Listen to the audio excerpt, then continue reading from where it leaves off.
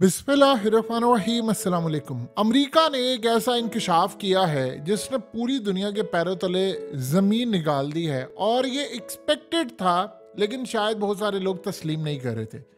सूरत हाल ये पैदा हुई है कि अमेरिका ने कहा है कि हम हैरान हैं कि यमन किस तरह इतने ज़्यादा उसने हमले करने शुरू कर दिए हैं, और हमारी ये समझ से बाहर था कि इतना एक्यूरेटली हमला कि हमने इनको बेवकूफ़ बनाने की कोशिश की, लेकिन ये नहीं बने। और इतने हमले करने के बाद उन्होंने हमारी जो कमर तोड़ दी है, हम इस पर बड़ा हैरान थे।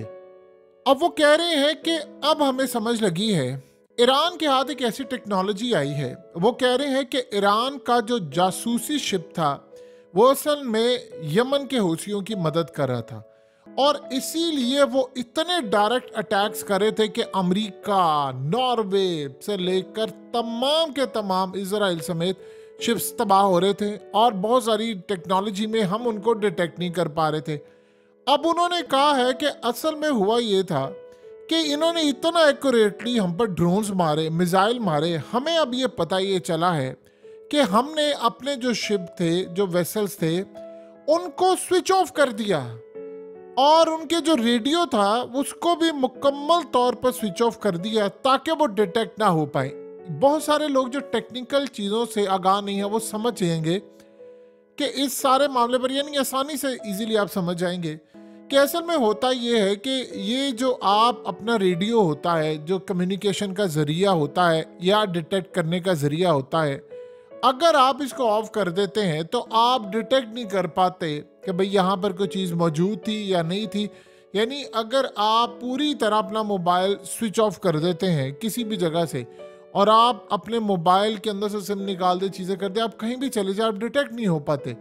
इसी तरह एग्जैक्टली यही सूरत हाल है कि जब आप अपना पूरे का पूरा सिस्टम, कम्युनिकेशन सिस्टम रोक देते हैं तो तब भी आप डिटेक्ट नहीं हो पाते। अब वो कह रहे हैं कि हमें नहीं पता था कि ईरान की टेक्नोलॉजी इतनी आगे चली गई है कि हमारा जो शिप थे, जो वेसल्स थे, उसके रेडियोस भी, कम्युनिकेशन सिस्टम भी, सारा कुछ हमने ऑफ कर दिया। लेकिन उसके बाद ईरान ने फिर भी हमें ढूंढ निकाला और उसने डिटेक्ट कर लिया। इसका मतलब है कि ईरान के पास उस लेवल की टेक्नोलॉजी आ चुकी है जो हमारे वहमो गुमान में भी नहीं थी, और उसके अलावा उन्होंने इस सारी मालूमात इनको दे दी। हमने ये समझा कि चलो ये आ गए हैं करीब, और चूंकि अमेरिका का देखिए एयरक्राफ्ट कैरियर हो या इसके डिस्ट्रॉयर हो या इसके शिप हो, इनमें लगी हुई है एडवांस टेक्नोलॉजी। ये दूर से आता हुआ कोई हमला हो या कुछ हो, उसको डिटेक्ट कर लेते हैं। फिर ये मेडे कॉल जो होती है, इमरजेंसी कॉल, और इर्द गिर्द जितने भी होते हैं उनसे राब्ता करते हैं।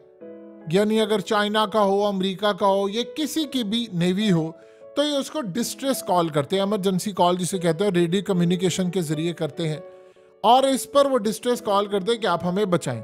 अब हुआ ये कि उन्होंने जब डिटेक्ट किया बड़ी दूर से, तो उनको ये पता चला, कई दफ़ा तो डिटेक्ट ही नहीं हो पाया, लेकिन उनको अंदाज़ा हो गया कि यहाँ पर हमला करते हैं। जब वो यहाँ से गुजर रहे होते थे तो उन्होंने अपना रेडियो कम्युनिकेशन सारा कुछ ऑफ कर दिया। अब वो कह रहे हैं कि हमें पता ही नहीं चला कि उसके बावजूद एक्यूरेटली आकर हम पर हमला हुआ।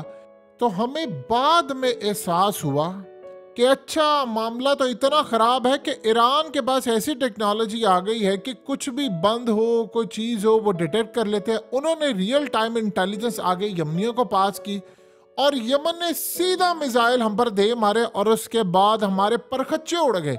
और हमारे पास इस बात को समझने के लिए हमने इतने जहाज तबाह करवाए, तब जाकर हमें यह बात समझ आई है कि यमन के पास जो टेक्नोलॉजी आ चुकी है वो इतनी एडवांस है कि रियल टाइम मालूमात दे रही है, उसको एरियल इंटेलिजेंस मिल रही है, टेक्निकल इंटेलिजेंस मिल रही है, उसको हर तरह की इंटेलिजेंस मिल रही है। और हम इस बात पर हैरान हैं, और हमारी तमाम इंटेलिजेंस एजेंसियां फेल हो चुकी थी, चाहे वो ईरान की हो, यूरोप की हो, अमेरिका की हो, इस बात को समझने में कि ईरान के पास टेक्नोलॉजी किस लेवल की आ चुकी है कि जहां पर वो बगैर तमाम चीज़ों के डिटेक्ट कर सकते हैं चीज़ें, और उनको अंदाज़ा हो जाता है कि यहाँ पर कोई चीज़ आ रही है। वो कह रहे हैं कि हमने अब तक जो अंदाज़ा लगाया था, हमने ईरान को अंडर एस्टिमेट किया।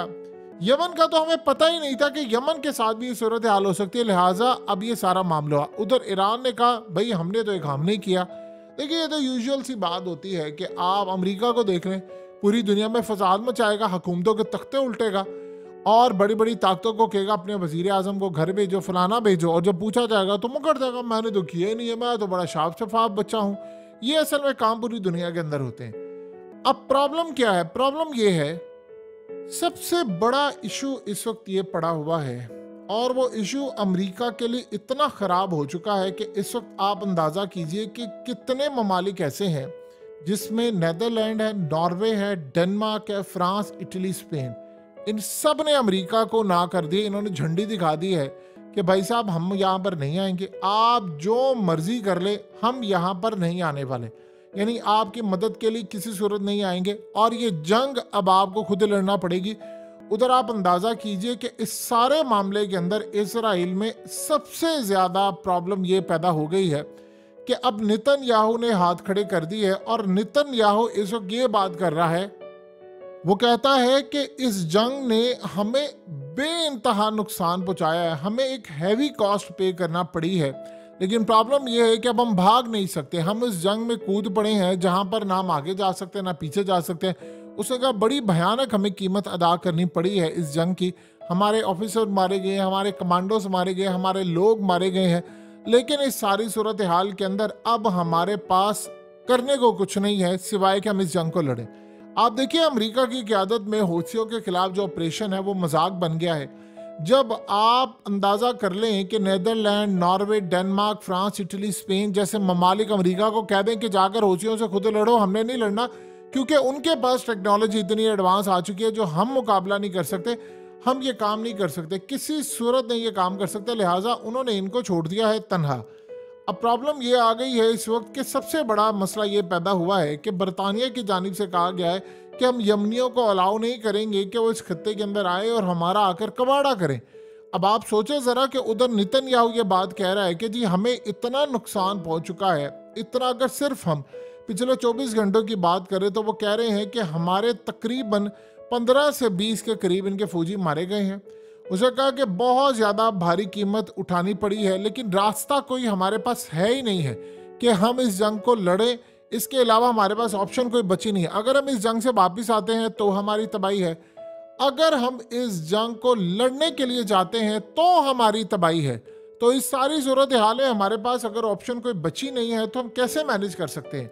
देखिए सबसे बड़ा इस वक्त जो नुकसान उठाना पड़ा है वो ये है कि बड़ी बड़ी कंपनीज ने अमेरिका को कहा है कि आप सिक्योरिटी देने में चूंकि नाकाम रहे हैं तो अब हमारा जो रुख होगा वो चाइना की जानिब होगा, वो रशिया की जानिब होगा, यानी उसके जो वेसल्स हैं या कार्गो शिप हैं या बहुत सारी चीज़ें हैं बड़ी बड़ी कंपनियां वो इस्तेमाल कर रही हैं। वो ये कह रही हैं कि देखिए मसला अब ये पैदा हो गया है कि उन पर तो यमन हाथ नहीं डालता क्योंकि वो ईरान की बैक पर है और ईरान उनको बताता है, क्योंकि वो कह रहे हैं ईरान इनको ट्रैक करके देता है कि ये फलाना शिप जा रहा है, फलानी चीज़ जा रही है, फलाना मामला ये हो रहा है, तो ईरान इनको असल में ट्रैक करके देता है, रियल टाइम इंटेलिजेंस देता है, तो इस सारे का सारा मामला ये करता है।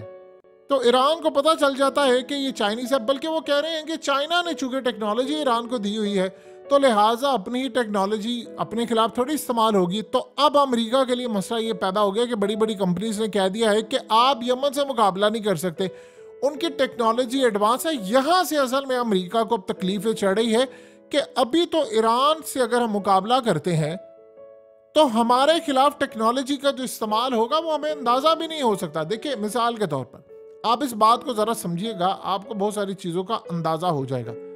अब ये जो यूरोप है और ये बहुत सारी जो कंट्रीज है वो क्यों बैकआउट कर रही हैं अमेरिका के साथ, कभी ज़िंदगी में उन्होंने किया था? वो ये समझ रही हैं कि ईरान के पास जो टेक्नोलॉजी है वो बहुत ज़्यादा है, टेक्नोलॉजी वो असल में मुकाबला नहीं कर सकते ईरान की टेक्नोलॉजी का।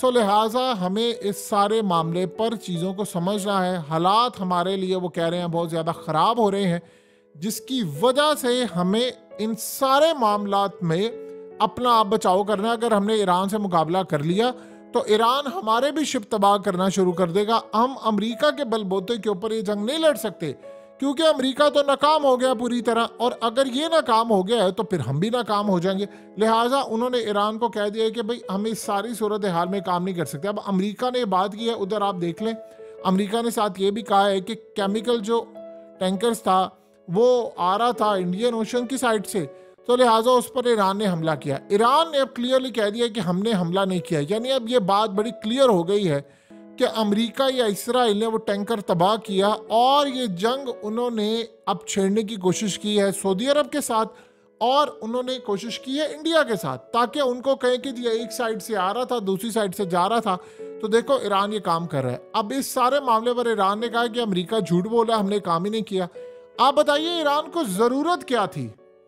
ईरान को तो जरूरत ही नहीं थी कि इस सारे मामले के अंदर वो ये कोई ऐसा काम करता। सो लिहाजा उन्होंने मामलात को काफ़ी हद तक क्लियर रखा है।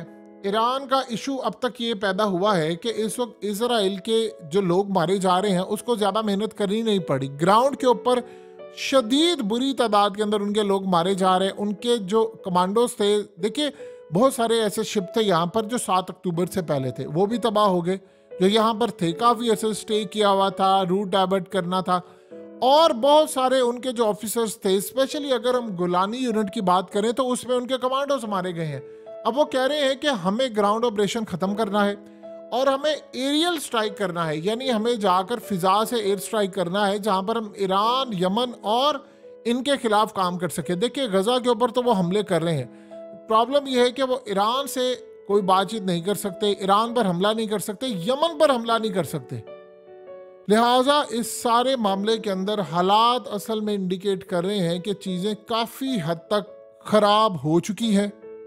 देखिए अगले कुछ अरसे के अंदर इंडिया इस सारे मामले को क्लियरली वॉच कर रहा है। वो ये देख रहा है कि अमेरिका असल में बचा नहीं पाएगा, तो उसको काम ये करना है कि जब उसने पाकिस्तान पर हमला करना है तो उसने सिर्फ ये देखना है कि मैं चाइना के साथ अपनी कोई लड़ाई ना करूं, क्योंकि अमेरिका अब किसी को बचाने की पोजीशन में नहीं रहा।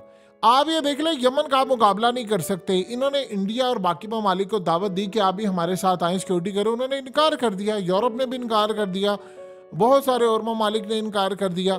तो करते करते सूरत हाल का लेवल ये हो चुका है कि उन्होंने तमाम चीज़ों पर अब निगाह रखी हुई है कि अमेरिका कहाँ तक जाकर मदद कर सकता है, अमेरिका का लेवल क्या हो चुका हुआ है। और इसीलिए जब वो पाकिस्तान पर हमला करने के लिए आएंगे तो वो सिर्फ कोशिश करेंगे कि हम पाकिस्तान पर हमला करें, क्योंकि पाकिस्तान की मदद करने के लिए तो दुनिया में किसी ने नहीं आना। ये वैसे ही आइसोलेट हो चुका हुआ है, पूरी दुनिया में तनहा हो चुका हुआ है, इनको कोई मुंह अब लगाता नहीं है, कोई मामला इनका रहा नहीं है।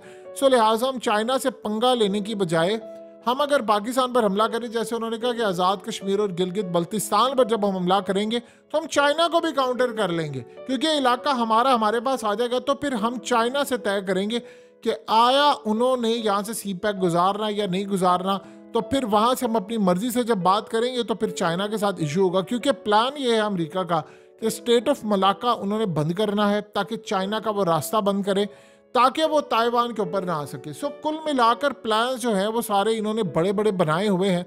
लेकिन एक बात बड़ी अजीबोगरीब है कि अमेरिका को शायद अभी इस बात का अंदाज़ा नहीं है कि चाइना के साथ जितने उसके इत्तेहादी हैं उनको टेक्नोलॉजी ऐसी मिल चुकी हुई है कि वो जहाज़ गिरा सकते हैं, वो कम्युनिकेशन ब्लॉक कर सकते हैं, वो किसी भी मुल्क की बिजली बंद कर सकते हैं, वो किसी भी मुल्क के अंदर तबाही कर सकते हैं। आपको याद होगा ना कि इंडिया के अंदर जब मुंबई के अंदर ब्लैकआउट हुआ था तो बाद में अमेरिका ने रिपोर्ट दी थी कि उसके पीछे चाइना का हाथ है। चाइना ने इनकार किया था, लेकिन ये बात तय हो गई थी कि उस वक्त EMP हमला हुआ था और इसमें पूरी तरह इलेक्ट्रिसिटी चली गई थी। सो लिहाजा अब अगर हम इस सारे मामले को देखें तो करते करते सूरत हाल का लेवल ये पहुंच चुका है कि इसराइल इस पोजीशन में अब नहीं रहा कि वो अमेरिका की बेस के ऊपर ये जंग लड़ सके, लेकिन वो बज़िद है कि अमेरिका लड़ाई करे। शायद उसको अंदाज़ा हो गया है कि अगर मैं हारूंगा तो अमेरिका को भी साथ लेकर डूबूंगा। देखिए एक लास्ट ऑप्शन तो उसके पास बची हुई है कि चाहे वो एंड पर जाकर ही क्यों ना वो करे, कि जब वो सारी चीज़ें तबाही कर लेगा, अगर उसको लगेगा कि नहीं कुछ नहीं हो रहा तो वो कहेगा ठीक है मैं जंग ख़त्म करूँ। क्योंकि हम आज के लोग तो तैयार हैं और पूरा वर्ल्ड तैयार है, लेकिन उससे पहले वो पूरी कोशिश करना चाहता है। जैसे नेतन्याहू ने ये बात कह दी है कि बेशक किसी की टेक्नोलॉजी ज़्यादा है, नहीं है, नुकसान है या नहीं है, हमने पूरी कोशिश करनी है कि हम इस लड़ाई को मंतकी अंजाम तक लेकर जाएं। अब सोचिए ज़रा, जब अमेरिका इसीलिए तो डरा है कि जब वो इस जंग में कूदेगा उसके हथियार होंगे, उसके पूरी तरह मिसाइल होंगे। अगर उनका रुख मोड़ दिया गया, उनके जहाज़ों को फ्री फॉल गिरा दिया गया, या उनके बहुत सारे लोगों को मार दिया गया जिसको ये डिटेक्ट नहीं कर पाएंगे, तो फिर हमें कितना ज़्यादा नुकसान उठाना पड़ेगा। ये असल में अब तक की इसराइल की जो प्रॉब्लम है वो अमेरिका के थ्रू नज़र आ रही है कि अमेरिका के पास भी शायद अब वो टेक्नोलॉजी नहीं है जो चाइना के पास, और चाइना ने आगे कई ममालिक को देना शुरू कर दी, स्पेशली ईरान और ईरान से आगे यमन।